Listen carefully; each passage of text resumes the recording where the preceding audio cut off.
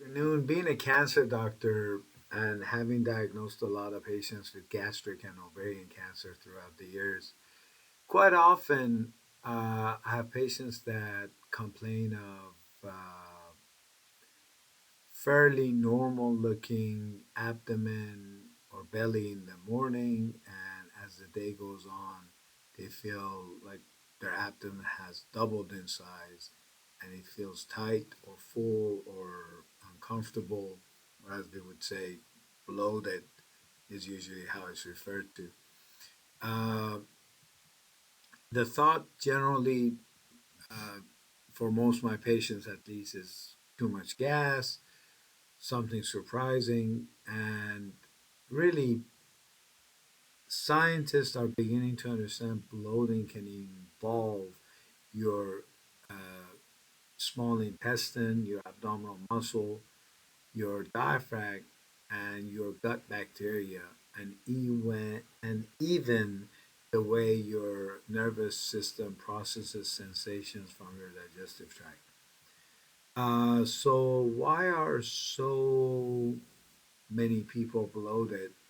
Uh, and in my field, it becomes a little uh, difficult because I got to make sure I'm not dealing with cancer. So I'm going to try to break it down, and hopefully this will help. There's a difference between abdominal distension and bloating. Bloating is the sensation of pressure or fullness. Abdominal distension means your abdomen is actually visibly larger. And you could have one without the other. And sometimes gas could really be the problem. In some instances, I have patients that when they consume carbohydrates, bread, rice, bread, pasta, uh, sugar, and by the time the food reaches the colon, the bacteria fermenting them uh, produce gases such as hydrogen, methane, and carbon dioxide, and certain foods such as beans, onions, garlic, artificial sweeteners, and even some fruits do that. Uh, I've had patients of mine complain of carbonated drinks. I've also have noticed this with artificial sweeteners and dairy intolerance amongst many of my patients. Um, Studies have shown that people who complain of severe bloating do not necessarily have a dramatic, uh, or better yet, dramatically more intestinal gas than everybody else. Instead, their body may respond differently to normal amounts of gas and food. And one reason is sometimes is really visceral hypersensitivity is the terminology we refer to. Your intestines contain nerves that constantly communicate with your brain. And in some people, particularly those with irritable bowel syndrome, they may feel normal intestinal stretching a whole lot more intensely than you and I would. In other words, two people can have approximately the same amount of gas in their intestine. One person barely notices it, and the other one is extremely bloated. And that's really the gut-brain connection that I was talking about. Another fascinating concept is what we have begun to refer to as abdominophrenic dys- dyssynergia, and that's normally when your intestine fill after a meal and your abdominal muscle and diaphragm coordinate to accommodate that volume. But this uh, coordination is not always perfect. And so the diaphragm can move downward while the abdominal wall relaxes outward. And the result really is visibly an extended abdomen.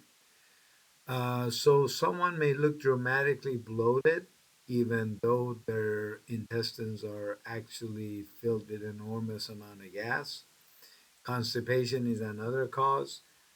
If stool moves slowly through the colon, gas and intestinal contents can accumulate, um, and the increase in volume can produce pressure, discomfort, and obviously distension. And sometimes people do not realize that they're constipated, uh, and have bowel movements except their incomplete evacuation, or they simply have slow transit of the stool. The increasingly common issue nowadays is the GLP-1 medication used for diabetes and weight management, and one of its ongoing problems truly is the slowing down of motility of food in the system. Other things that I have had patients complain to me about are food intolerances, lactose intolerances, and patients that poorly absorb food. I've also have patients that practically uh, become miserable with fermentable carbohydrates, and it's important for us as doctors to appreciate bloating, but remember that bloating does not automatically mean you should eliminate gluten, dairy, carbohydrates, or half of your diet. Overly restrictive diets can also cause nutritional problems, and it really, in my opinion, are unnecessary and stressful. And I typically tell everyone, if you're persistently bloated, you should have an actual evaluation. And irritable bowel syndrome, lactose intolerance, celiac disease, gastroparesis are some of the conditions that many of my patients have had, in addition to underlying malignancy that really had nothing to do with it.